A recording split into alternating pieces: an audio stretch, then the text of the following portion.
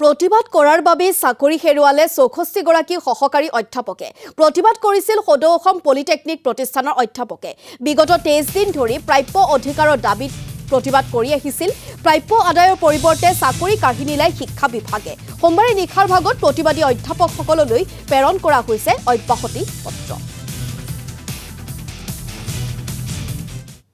২০১৭ চনৰ পৰা আমি বিভিন্ন চেলেঞ্জৰ মাজেৰে আহি পেলাই ৮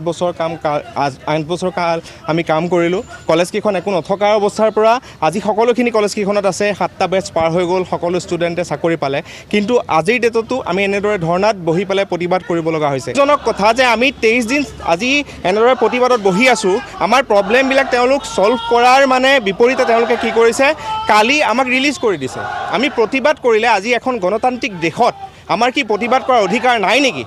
আমাক প্ৰতিবাদ কৰিলে আমাক চাকৰিৰ পৰা উলিয়াই দিব নেকি আজি কি আমাৰ অসমত বা আজি ভাৰতত কাৰো এনেকৈ মাত মতাৰ নিজৰ অধিকাৰৰ কাৰণে মাত মতাৰ কোনো অধিকাৰ হেৰুৱাই পেলাইছে নেকি মানুহে